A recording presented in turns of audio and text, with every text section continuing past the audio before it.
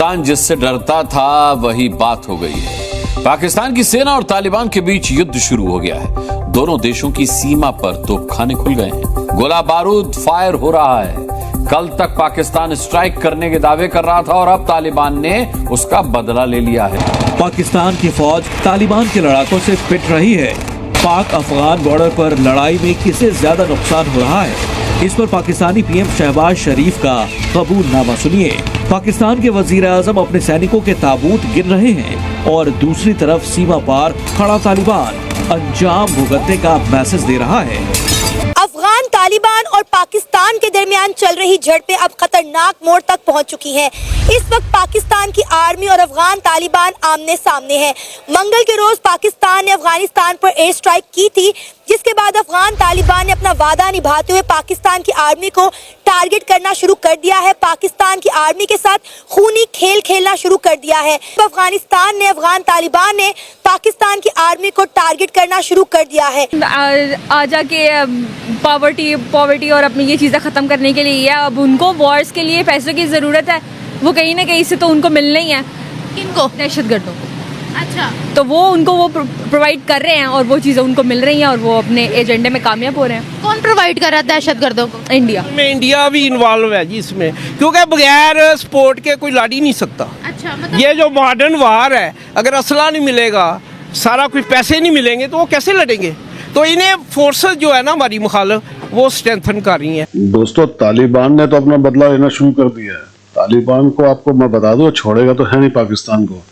ये तो वैसे भी मौका ढूंढ ही रहे थे कि किसी तरीके से हमारे को मिल जाए कोई मौका। और आप ये जान के रखिएगा दोस्तों, अब तालिबान पीछे नहीं हटेगा। पाकिस्तान के अंदर आपको आए दिन कोई ना कोई अब ऐसी चीजें सुनने को मिलेंगी। अब मजा आएगा, अब पता लगेगा जो ये कहते थे ना मुसलमान भाई होते हैं। अब आप देखिएगा पाकिस्तान का जो हाल ये करेंगे ना, तो कई टुकड़े कर देंगे पाकिस्तान के। और ये बात पक्की है दोस्तों, इसमें कोई शक नहीं है कि इसके साथ भारत भी इनको बड़ी मदद करेगा तालिबान को, और करनी भी चाहिए। इन्होंने बहुत हमारे यहाँ पर जुल्म ढाया दोस्तों पाकिस्तान ने।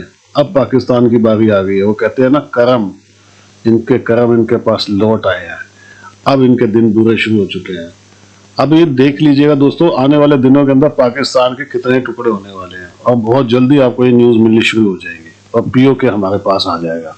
कमेंट्स कीजिएगा, वीडियो को लाइक और चैनल को सब्सक्राइब जरूर कीजिएगा। Thank you. पाकिस्तानी मीडिया का दावा है कि तालिबान और पाकिस्तानी आर्मी के बीच बॉर्डर पर जमकर गोलीबारी हुई है।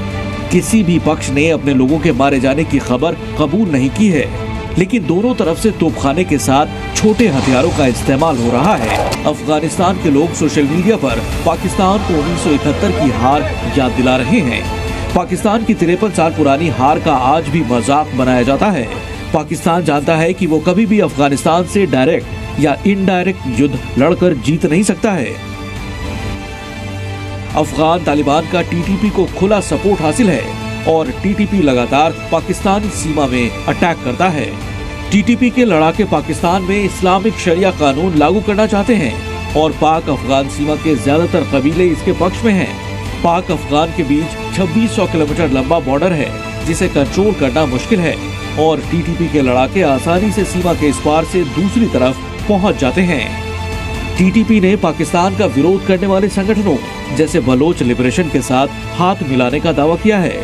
अब अफगानिस्तान ये हुकूमत जब भी स्ट्रांग हो गई, तालिबान जब भी इंडिपेंडेंट हुए, इनकी इकोनॉमी बिल्डअप हुई, इन लोगों ने केपी के अलहदा कर लेना है। ये मैं पहले बता रहा हूँ सर। अब देखिए ना कि इंडिया की इनको कितनी सपोर्ट है, क्योंकि आप देखें कि इन्होंने पाकिस्तान को ये बोला था कि भाई हम आपकी अब इस एयर स्ट्राइक का जवाब देंगे, अब हम हाथ पे हाथ रख के नहीं बैठेंगे। और सब लोगों को ये लग रहा था, खासकर पाकिस्तान के मीडिया को, पाकिस्तान के सियासतदानों को, कि इस सब में इंडिया कहीं ना कहीं जो है वो अफगानिस्तान को सपोर्ट करेगा, क्योंकि अफगानिस्तान के पास उस तरह से टेक्नोलॉजी मौजूद नहीं है। बिल्कुल ऐसा है। अब देखें, अफगानिस्तान इंडिपेंडेंट हो गया, अब पाकिस्तान का इन्फ्लुएंस वहाँ पे बहुत कम है। तो इंडिया अगर वहाँ उनकी मिलिट्री को ट्रेन करता है, ठीक है, अफगानिस्तान की इकानमी अच्छी हो जाती है और वो परचेज करना शुरू कर देता है, तीजा फाइटर और ये वो सारा, तो अपना एयरफोर्स भी बिल्डअप करते हैं, तो ऑब्वियसली पाकिस्तान के लिए बहुत बड़ा मसला होगा। ठीक है, इंडिया ने बना ली तालिबान के साथ, उसकी तो डेमोक्रेटिक गवर्नमेंट से बनती थी, अशरफ गनी से, हामिद करजई से, तालिबान के साथ उनकी अब बन गई है, हमारी नहीं बन पाई। सच में बगावत है या किसी की साजिश है, आपको क्या लगता है? देखिए, मुझे तो मैं इसको समझता हूँ कि वो बेचारे वीक है, तो वो रिएक्शनरी कर रहे हैं और वो हम उनको हकूक पूरे दें, उनको करें तो वो लड़ेंगे भी नहीं जी। लड़ाई ख़त्म करनी है तो अपने घर को मजबूत कर ले बस। एक घर अगर वीक होगा तो साफ ज़रा उसमें बागी भी पैदा होंगे, सब ऐसा होंगे।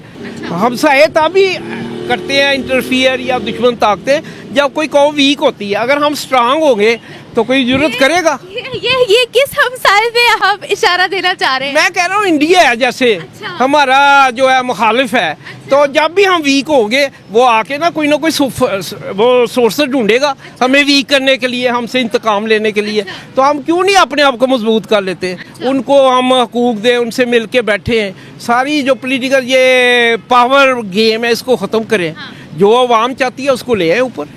तो क्या जरूरत है हमें इन झगड़ों में पड़ने की? इंडिया का भी बीच में हाथ शामिल है, आप ये कह रहे हैं? ख्याल में इंडिया भी इन्वॉल्व है जी इसमें, क्योंकि बगैर सपोर्ट के कोई लड़ ही नहीं सकता। अच्छा, मतलब ये जो मॉडर्न वार है, अगर असला नहीं मिलेगा, सारा कुछ पैसे नहीं मिलेंगे तो वो कैसे लड़ेंगे? तो इन्हें फोर्सेस जो है ना हमारी मुखालिफ वो स्ट्रेंथन कर रही हैं और वो बेचारे वो इसलिए लाड़े हैं कि उनको हम उनके हकूक नहीं दे रहे। मैं ये समझता हूँ। लेकिन हम नहीं चाहते इंडिया के साथ तलका, हम वीक है ना जी, हम डरते हैं एक्चुअली। अब कश्मीर का कोई नाम लेता है आजकल? पहले हर कोई कश्मीर के लिए तो है, जाने दे सर, अरे जाने दे सर। हमारे डब्बों पर लिखा हुआ है कश्मीर का नाम, हमारी रैलियों में लिखा हुआ है, हम जहाँ जाते कश्मीर का नाम लेते। तो आप कैसे कह रहे हैं हम कश्मीर का नाम नहीं लेते? नहीं है रैलियां, लेकिन प्रैक्टिकली अब कश्मीर के लिए मैं समझता हूँ कोई कुछ भी नहीं हो रही मूवमेंट। सारे चुप हैं, बस कभी कभी वो रैली निकाल दी, उससे तो नहीं मसला हल होता। आपने कहा है जी पाक चीन दोस्ती, चाइना, आप हिस्ट्री उठा के देख लें, आपकी आखिरी जंग चाइना से है।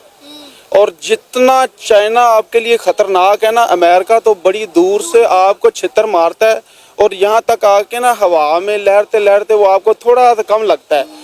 चाइना ने आपको पास खड़े होकर वो थप्पड़ मारना है कि आपसे ना तो संभला जाना है और ना आप अपनी स्टेट बचा सकेंगे और ना आप अपनी मईशत बचा सकेंगे, कुछ भी नहीं बचा सकेंगे। सर, चाइना ने तो इंडिया के साथ भी हाथ मिला लिया। रशिया के अंदर जो पिछले दिनों ब्रिक्स मीटिंग हुई है, तो दोनों मुल्कों में ये डिसाइड हुआ है कि अगर हमें ग्लोबल पीस कायम करना है तो हमें आपस में पीस कायम करना पड़ेगा। उन्होंने लद्दाख के मसले को एक तरफ रखकर इंडिया के साथ जो है वो मामला सेट कर लिए अपने।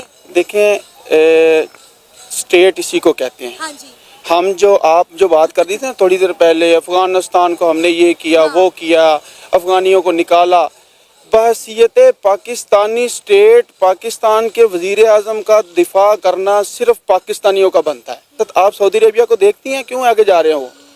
पाकिस्तानी हो, मुसलमान हो, आलिम हो, फाजिल हो, उनके मुल्क में जाके अगर आपने कोई भी गलती की है, उन्होंने उठा के आपको ऐसे बाहर फेंकना, उन्होंने सोचना ही नहीं है। समझ रहे हैं? वो इसलिए कामयाब है। उन्होंने जितने भी हुकूक दिए हुए हैं अपने शहरियों को दिए हुए हैं, कफील बनाया हुआ है अपना बंदा, वो आप उसके मुतहत हैं। और पाकिस्तानी डरते भी हैं उधर जाके।